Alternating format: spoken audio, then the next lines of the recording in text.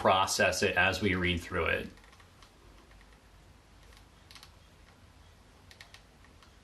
Right.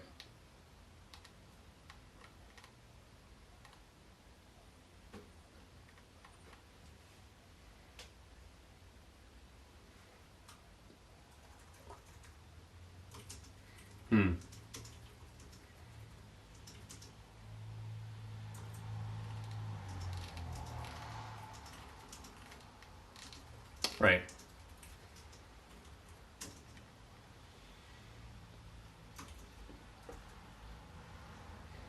Oh, yeah. Oh, yeah. Yeah, we'll have to talk about the word itself there, Passover. But yes, but let's go ahead and read the text here, looking at Exodus chapter 12 here in the English Standard Version. Here it is from the top. The Lord said to Moses and Aaron in the land of Egypt, "This month shall be for you the beginning of months. It shall be the first month of the year for you. Tell all the congregation of Israel that on the 10th day of this month every man shall take a lamb according to their father's houses, a lamb for a household. And if the household's too small for a lamb, then he and his nearest neighbor shall take according to the number of persons. According to what each can eat, you shall make your count for the lamb. Your lamb shall be without blemish, a male a year old. You may take it from the sheep or from the goats, and you shall keep it until the 14th day of this month, when the whole assembly of the congregation of Israel shall kill their lambs at twilight. Then they shall take some of the blood and put it on the 2 doorposts and the lintel of the houses in which they eat it. They shall eat the flesh that night, roasted on the fire with unleavened bread and bitter herbs they shall eat it. Do not eat any of it raw or boiled in water, but roasted, its head with its legs and its inner parts. And you shall let none of it remain until the morning. Anything that remains until the morning you shall burn. In this manner you shall eat it, with your belt fastened, your sandals on your feet, and your staff in your hand. And you shall eat it in haste. It is the Lord's Passover. For I will pass through the land of Egypt that night, and I will strike all the firstborn in the land of Egypt, both man and beast. And all the gods of Egypt I will execute judgments. I am the Lord. The blood shall be a sign for you on the houses where you are. And when I see the blood, I will pass over you, and no plague will befall you to destroy you when I strike the land of Egypt. This day shall be for you a memorial day, and you shall keep it as a feast to the Lord throughout your generations, as a statute forever. You shall keep it as a feast. 7 days you shall eat unleavened bread. On the first day you shall remove leaven out of your houses, for if anyone eats what is leavened from the first day until the 7th day, that person shall be cut off from Israel.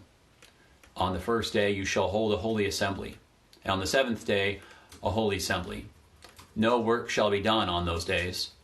But what everyone needs to eat, that alone you may be prepared by you. And you shall observe the feast of unleavened bread, for on this very day I brought your hosts out of the land of Egypt. Therefore you shall observe this day throughout your generations as a statute forever. In the first month, from the 14th day of the month at evening, you shall eat unleavened bread until the 21st day of the month at evening. For 7 days no leaven is to be found in your houses. If anyone eats what is leavened, that person will be cut off from the congregation of Israel, whether he is a sojourner or a native in the land. You shall eat nothing leavened. In all your dwelling places you shall eat unleavened bread. Then Moses called all the elders of Israel and said to them, Go and select lambs for yourselves according to your clans, and kill the Passover lamb. Take a bunch of hyssop and dip it in blood that is in the basin, and touch the lintel and the 2 doorposts with the blood that's in the basin.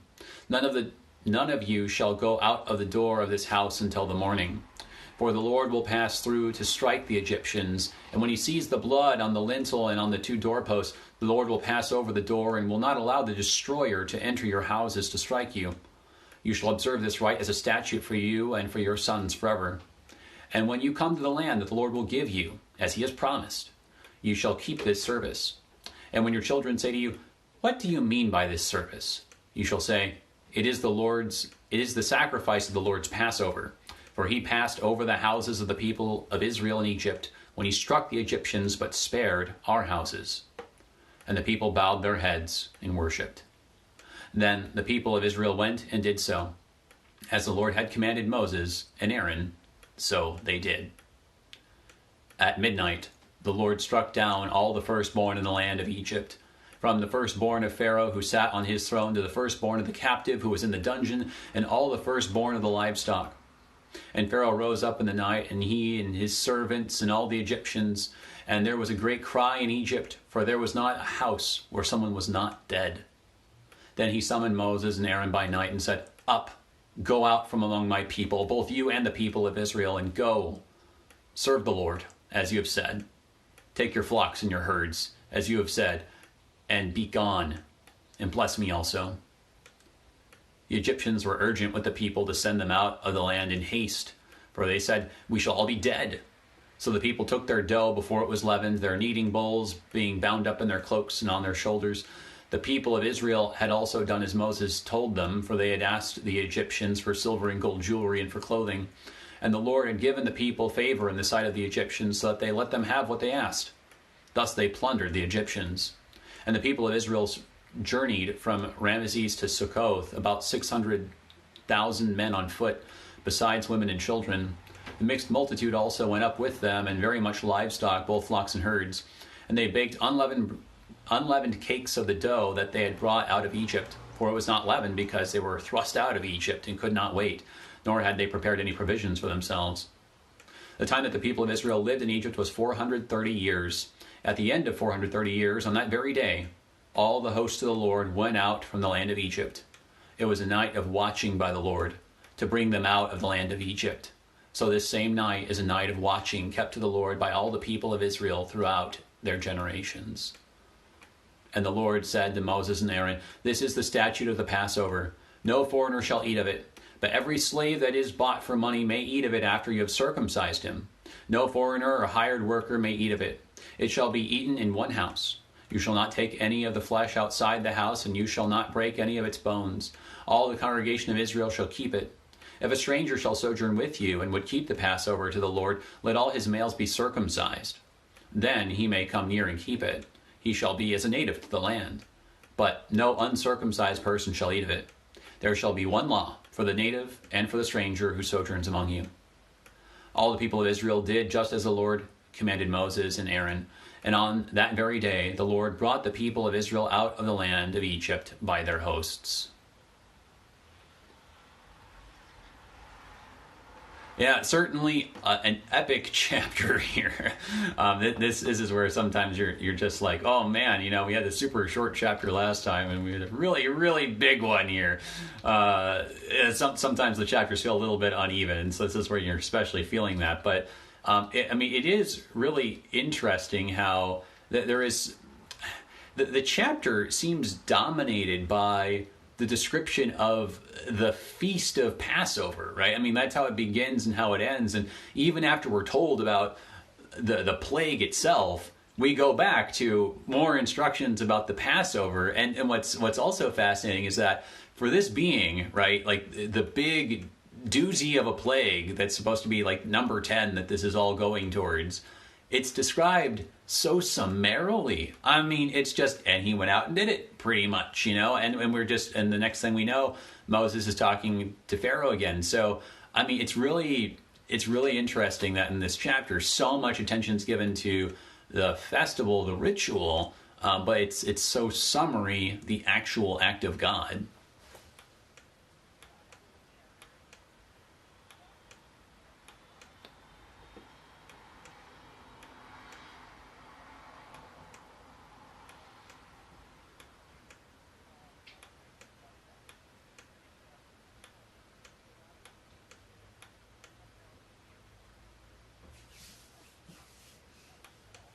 Yeah.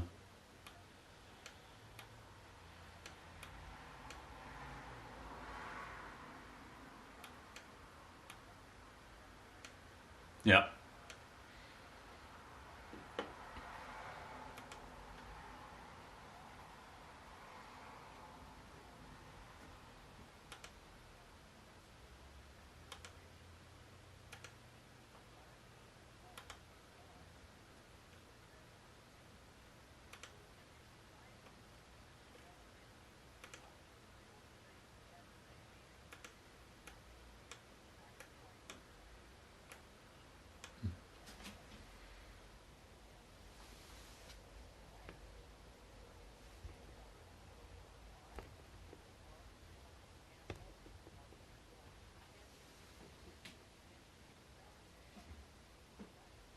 Right.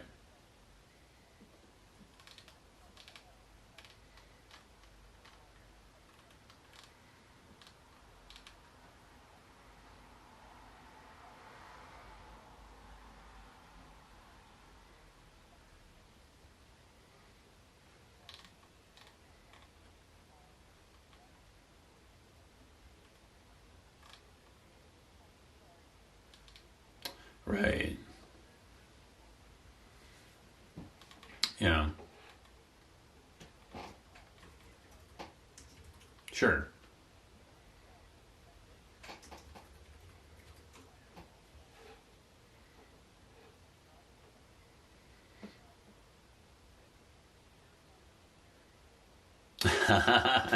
Yeah, no. Yeah. Yeah. Well, and yeah, well, and the I really appreciate your comments here on this being a communal meal, and how we very often fail to appreciate that as individualists in the modern era and in the Western world. And it's probably a good time as any to talk about the word itself there. Because it's a really interesting connection that we wind up with then. So we have this term, Passover. And, Passover, itself, it seems to kind of be very intuitive of the story, right? The idea, I think, that you've got the angel of death. He goes, here it's called the destroyer, and we don't want to talk about that more. But, you got this destroyer, God, in some form, in a way, ultimately, who goes out into Egypt, but then he passes over, right, the houses where the Israelites are. So that's that makes sense. But the thing is, I think what we miss is that at least English speakers anyway, is that the Hebrew word is Pesach, and Pesach is where we get the Greek word then Pascha, or where you get in Spanish, even modern Spanish today, Pascua. And what's fascinating about that, and like, so this won't be any news to Spanish speakers, but like when we say Pascua, that's the word that we use for, particularly Easter, but also even in fact Christmas, which is says something about the connection between Easter and Christmas. But yeah, so our modern celebration as Christians of Easter, which is ultimately in the communal meal of the supper, right, is actually literally the same word as Passover. It's the Passover.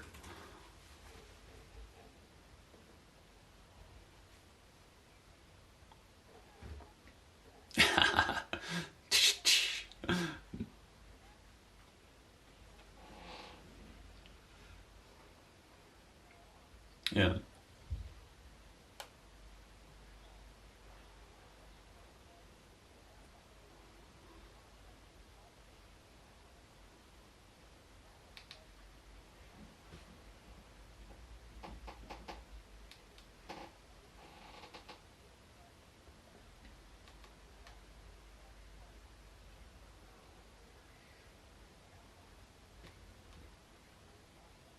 Right. Well, that's right. And of course, Easter is it's just a word that we borrowed, in the kind of pagan Anglo-Saxon context, right?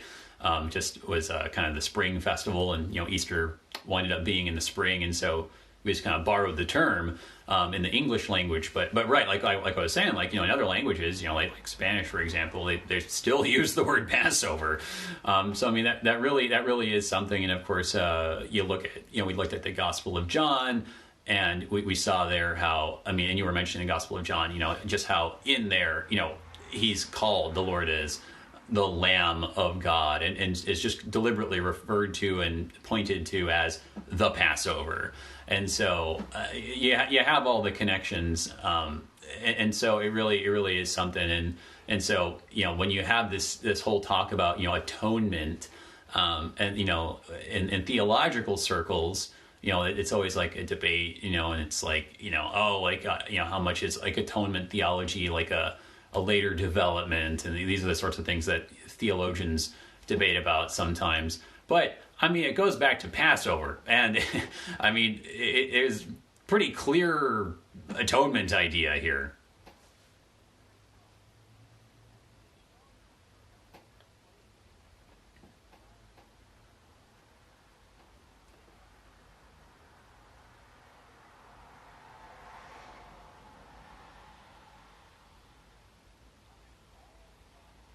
Yeah,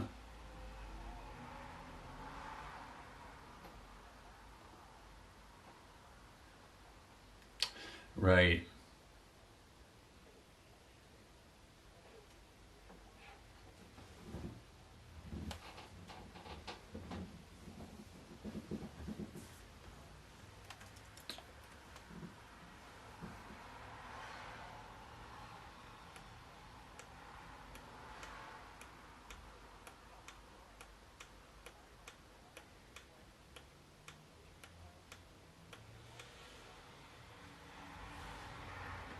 Right.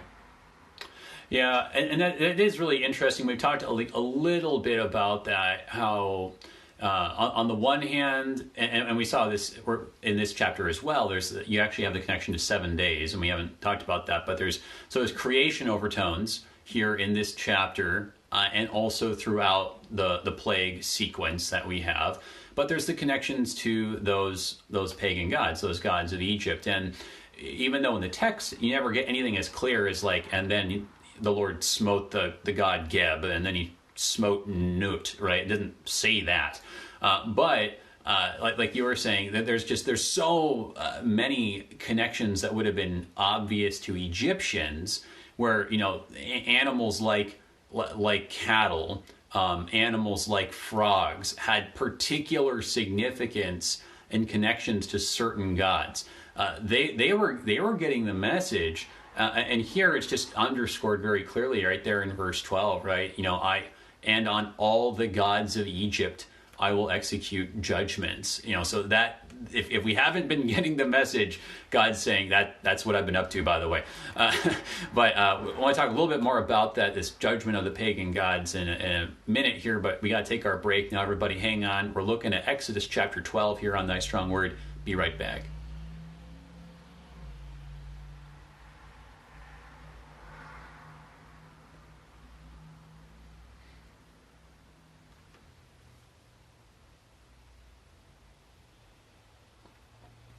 All right.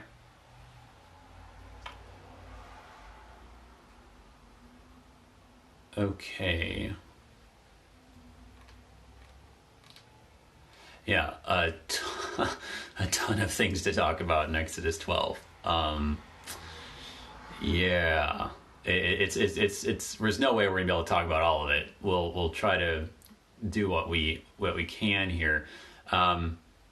You know, so when we get back, we'll talk a little bit more about this idea of, you know, executing judgment on the gods, and perhaps the blood there. So far though, right? I don't know if we're going to have that much of an opportunity to talk about the calendar. It is interesting that there is a very different calendar that you have that's being described. It's a lunar calendar, which is pretty interesting because they came out of Egypt, which had a solar calendar. The solar calendar of Egypt had 360 days. There was a whole mythology about how you had the occasional leap week of 5 days thrown in there to try to make up the difference. And this solar year, right, all based on, of course, the sun, the prominence of the sun gods that they had. So very subversive in some ways to be like, okay, we're gonna have a lunar calendar, and you're not gonna do the Egypt thing anymore. So I mean, a lot of things going on. Welcome back, everybody, to Thy Strong Word. I'm Pastor AJ Espinosa. We're looking at Exodus chapter 12 today. A lot of things going on in this chapter. If you have a question or a comment for our guest here, we've got Pastor Stephen Tice, pastor from Frohman, Missouri, joining us, talking about this chapter, both the plague and the Passover. participation in it. That Passover, we saw that Pesach, Pascua word that we get, Easter and the Lord's Supper, and even Christmas connected to. A lot of connections if we thought there weren't already a lot. If you have a question for us, give us a call, 1-800-730-2727. Or if you're in St. Louis, 314-821-0850. You can also send an email to kfuo@kfuo.org, or just type a question or comment into the live stream box there on Facebook, facebook.com/aj.espinosa. I want to thank our underwriters of the Lutheran Heritage Foundation. Thank you for your support. Their website, lhfmissions.org. So we were just talking about this verse here that you pointed out for us here. Both man and beast and all the gods of Egypt, I will execute judgments. And we've been saying that this is kind of what's been going on the whole time. But it's interesting that in some ways, this Passover event is a summary judgment on all the gods all at once. So how does that work, would you say? Like that we can see all the gods being judged in this particular plague?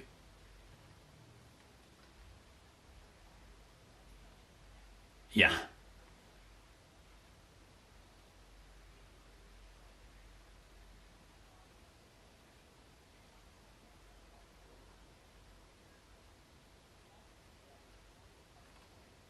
Yeah.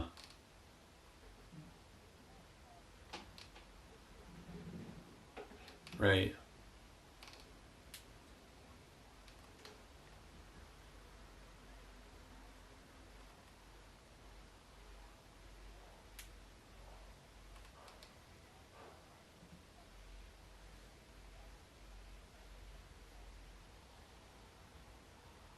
Hmm.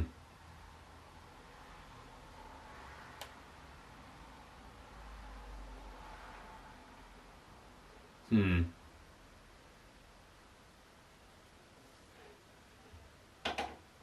Mm-hmm. Mm-hmm. Hmm.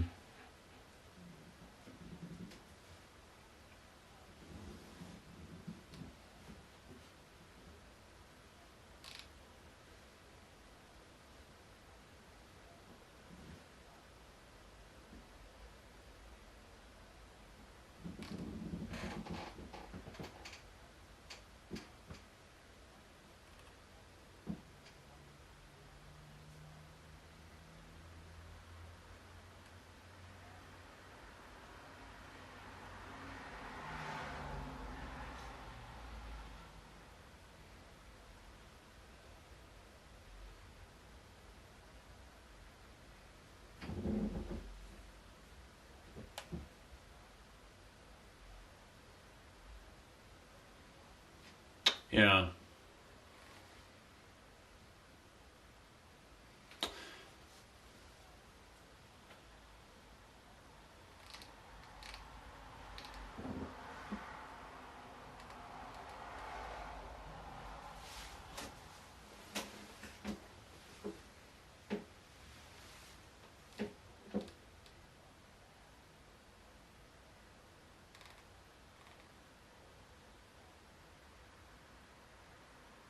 Yeah.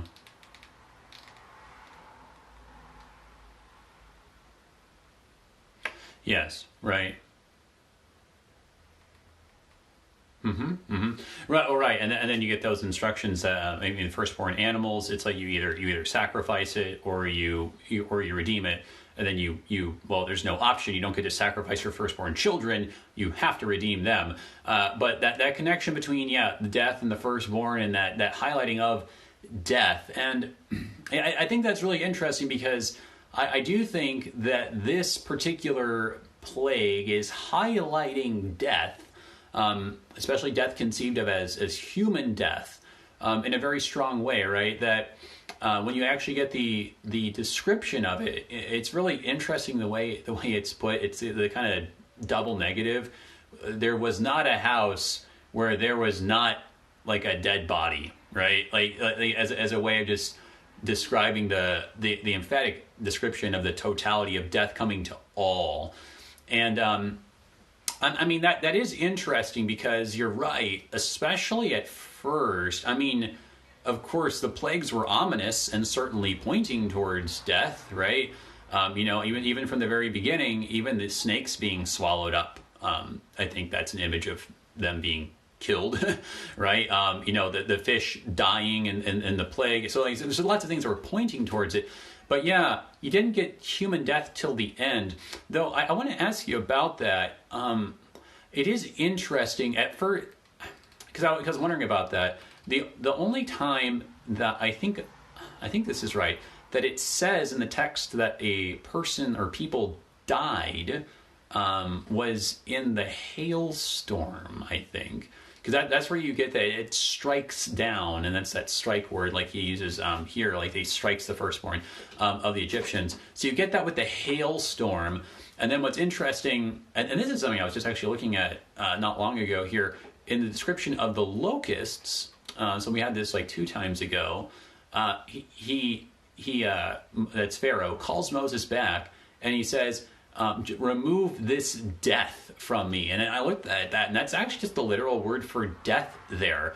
So in these last few plagues, death just kind of got bigger and bigger, and now it's just really, really here. I mean, do you think there's something there about the link of death? And then I don't know, is this Passover plague connected, you think, in some ways to the plagues of locusts and hail in a way that the other plagues are more distant, perhaps?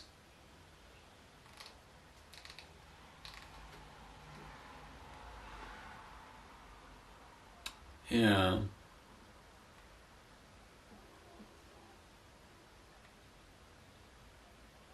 Right. Right.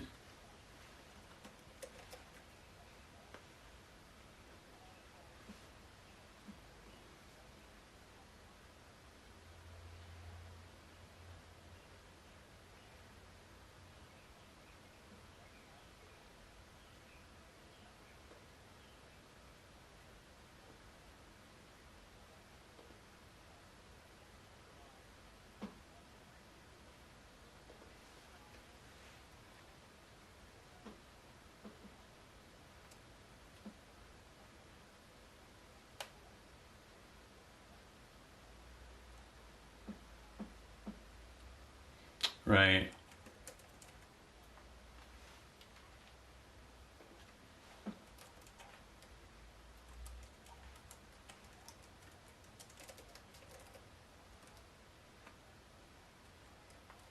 Mm-hmm. Uh, right.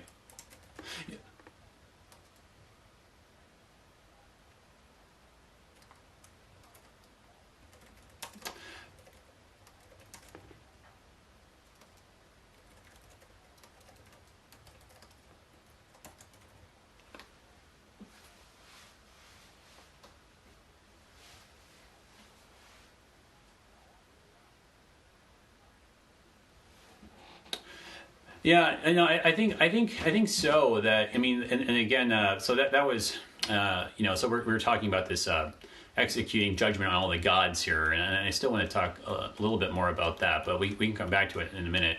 But this point about death, like you were saying, becoming generalized, I really like that, because with the hailstorm, right, it was a really unique situation for the plague sequence anyway, because God gives them fair warning through Moses, and they get an option, basically, like, hey, if you want to listen, you can take your servants and your animals inside, right? Get inside. And so it's only the ones who don't listen who die, right? And then when it comes to the locusts, I mean, it is interesting. We saw it's extremely ominous. There's all this darkness and disappearing going on.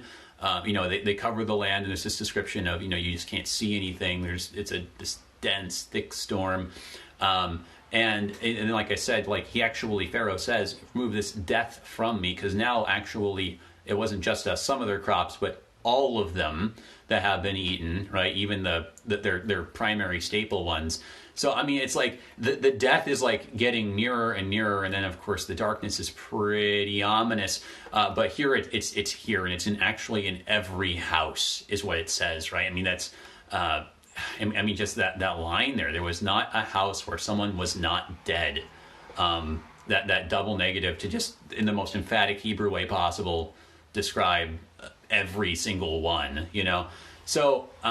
Yeah, I think so. I think that it points to a little bit of the fact that there was not a death and darkness god in the Egyptian pantheon in the same way that there was for the sun and light and life and renewal. I mean, there were. I mean, don't get me wrong. All kinds of the gods were associated with the afterlife and the underworld and judgment. I mean, it seems like all of them get associated with that, like on some level. But there's no god that really has like the prominence of Ra, that is like your death and darkness god that they like bow down and worship to and build temples for. There's not like a real correspondence there, even though some gods kind of go in that direction. So to have death and darkness show up in such a big way seems very anti-Egyptian, and I think also too that the idea of annihilating the first god, there was in the Egyptian mythology this idea that the first god is the one from whom everything else came, right? Like you think of like for instance like Amun, one of the myths there, who's like the first god who emerges from the dark chaos waters, right? And there he is. He's the first god, and then from him come your next two gods in the sequence, Shu and Tefnut, and then from them come Gab and Nut or Nut, and it goes on from there. But like everything comes from him, and there's these Egyptian mythologies that basically like everything is kind of ultimately from Amun, Ra, this first god. So if you kill the first god, the firstborn, right, the firstborn from chaos, I mean that was what he was called even, it's like you're killing all of them, right?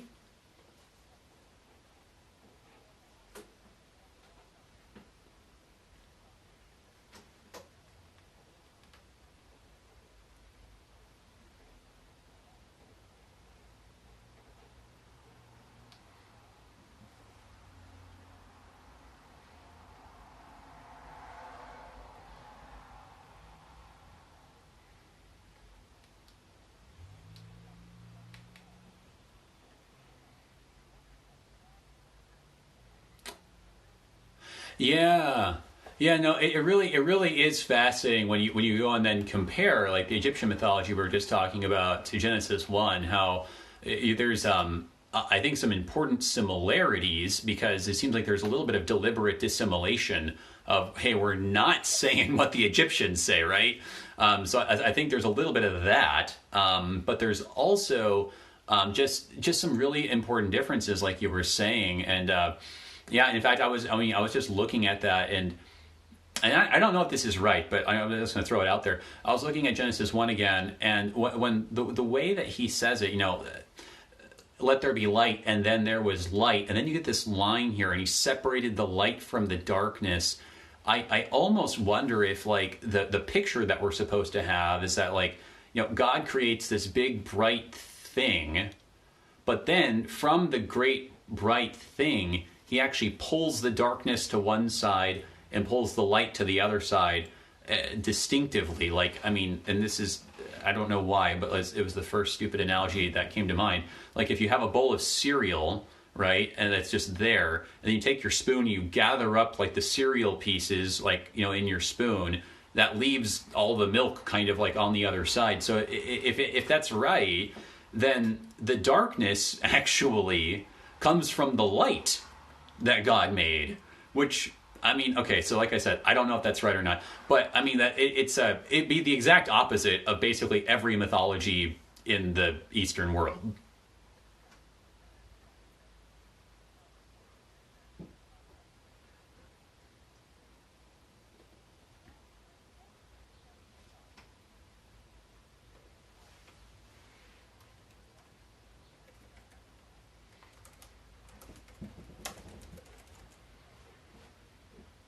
Yeah, yeah. Yeah, that's right. Yeah, no, that's right. No, no, no, it makes sense, really, like in a lot of profound ways. So, but I could go on Genesis 1 forever, but I want to turn to some questions here that we got. We got some questions over the on email, and also some questions coming in on Facebook. So, we were just looking at this verse here, verse 30, where you get the emphatic statement. There was not a house where someone was not dead. So this question is kind of specifically related to the firstborn here. You have in verse 29, like we said, it's such a short description, right? At midnight, the Lord struck down all the firstborn in the land of Egypt. Is this supposed to be all the firstborn sons, or all the firstborn in general? And I guess for that matter, we might just consider the element too. I think we intuitively think of children here, but I mean, firstborns could be, old men as well. So who exactly is getting affected here?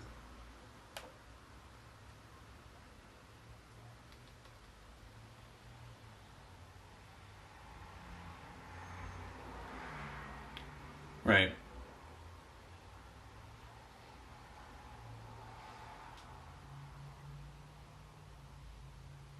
Yeah.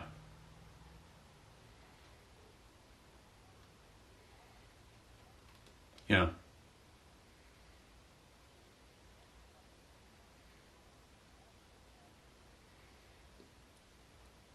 That's right.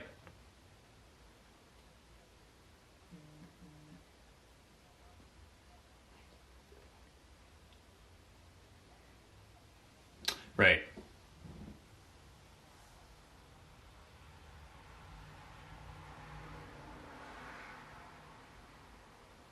Mm-hmm.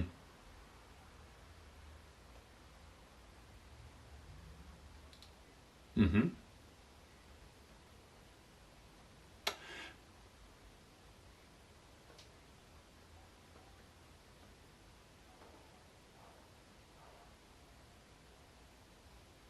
Right. Well, and that gets back to, the collective thing, like you were saying. It's very much like, you think of it's the household, right? And Joshua says, well, as for me and my household, right?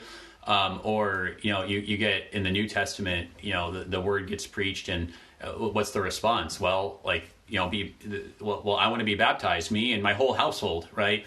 So the idea being, the faith as a place where in fact, where the word is, where faith is, right? Not necessarily a place where, or just, it's all about the individual, right? And like circumcision is actually like a really good comparison to that, because of course, even though it was only the males who were reckoned as who actually were circumcised, the whole nation, right, was actually reckoned as circumcised. And take a close reading at some of the circumcision passages, and the message is that your household had better be circumcised, and it falls on the household and the head if he's not circumcising his male sons.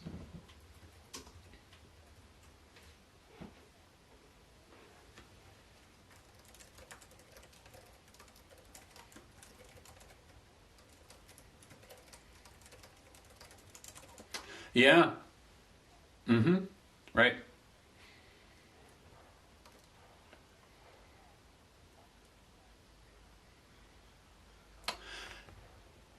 Yeah. And that's super interesting, and I really want to talk about the circumcision point a little bit more. But like, so just to just briefly kind of wrap up this one question here. So I think the emphasis is not so much on like which individuals or which not, though I think there is a reasonable argument to be made that we are talking about firstborn sons, insofar as so much of the role of the sun god in particular is to renew and to it's kind of this recreation idea. And so what you see is that the firstborn and this is the way that the Psalms talk about it too, is this is destroying the first fruits of the Egyptian people, right? Like the first fruits of their strength, the way that Jacob talks about his son Reuben, right? Your firstborn son is the one who, inherits half. It carries on the name. He's the one who basically is ensuring that the next generation happens. He renews the family line. And so in that sense, it could actually make a lot of sense that we're talking about the firstborn sons in particular, not because there's like they're worse off, or that the girls are innocent or something, but just because of perhaps what it represents or what it means. And the question online was talking about a comparison to a special offering for the firstborn boys of the tribe of Levi. So I think there's some comparisons that you can make right there. The other some of the other questions here. So turning, we want to talk about the actual meal. Maybe we just kind of talk about the meal kind of in summary here. The details are pretty interesting. I think that there's this idea of you got to eat this in haste, right? You got to be dressed, ready to go, and we're not going to leaven the bread because that takes too long, right?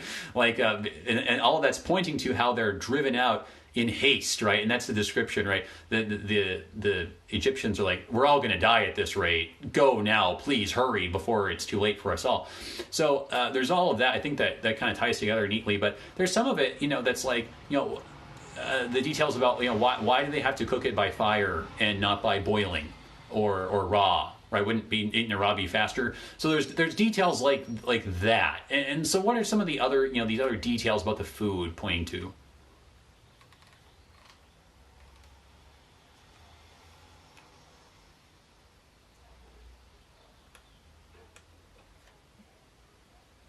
Okay.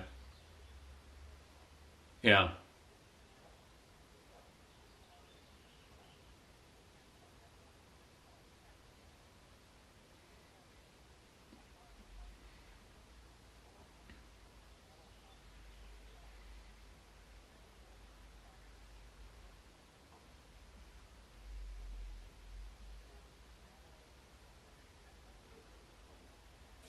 Yeah.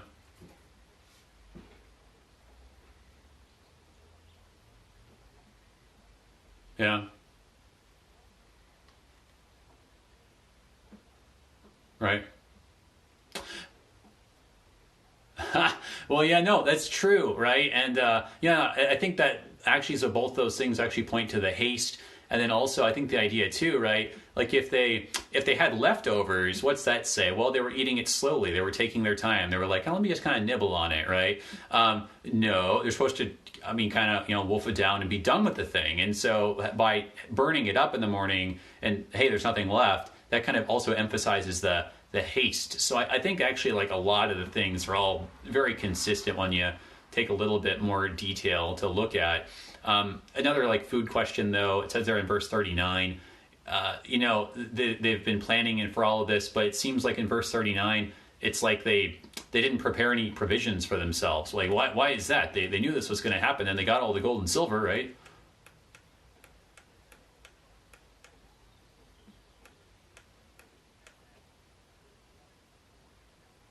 Yeah.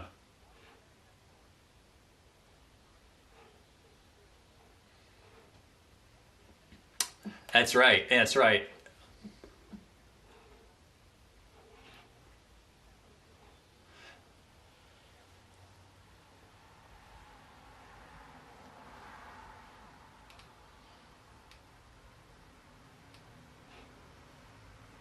Yeah. Yeah, yeah.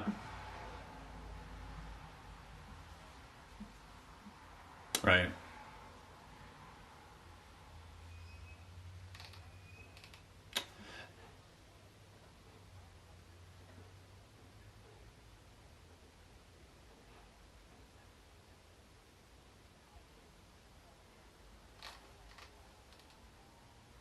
That's right.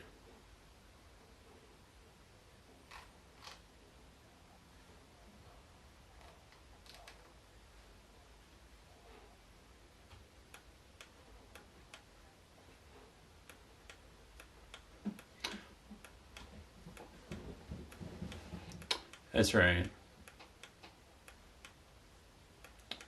I think that makes a lot of sense, and we're going to see too how once you get into the wilderness wandering, it's like kind of the opposite of the plagues of Egypt. And God sends locusts that cover the land and eat all the food. Well, He's going to send a bunch of quail that are going to cover the land and be the food, right? So there's going to be those opposites, and like you were saying, they had time to get the things that they weren't going to be able to get in the wilderness. But God's kind of showing that priority too, like, hey, you get the stuff for me and I will take care of you. So I think there's a lot of really good reasons that you're bringing in there. And it kind of answers indirectly one of the questions we got over the internet about, hey, we're looking at these texts with all these connections. How do you put the best construction on it and try to, try to understand it the right way? And the difference between that and just kind of spinning it to mean whatever you want and connecting the dots however you want, right? And I think you're kind of just illustrating it, actually. We've only got like a minute here, but, it's when you take the whole thing in context and you're looking at the local context, you're looking at, what it would have meant for the people who were hearing it first. When you connect it to the New Testament, like you're just kind of letting it be there and letting all the dots connect to each other and then making sure you're connecting the dots to Christ. And when you have all of those connections in place, you can feel pretty confident about your interpretation. But when your interpretation's way off in left field and kind of disconnected from most of the rest of Scripture, that's when you should have alarm bells going off, right? So I mean, very very good question that we could spend a whole hour talking about, but just briefly. So, man, my goodness, all out of time. I wanted to talk about the circumcision there, but I mean, just suffice it to say that whole idea of a sign of blood, then kind of covering over in the same way that Christ's blood just covers over us. I mean, it's all connected like that. So, brother, just so many good things to talk about. Can't talk about them all, but I always enjoy our conversations. I think you really helped us elucidate some of those points, making the connections about God's supremacy and then just the foreshadowing to Christ. So thank you so much, and I look forward to having you on again real soon.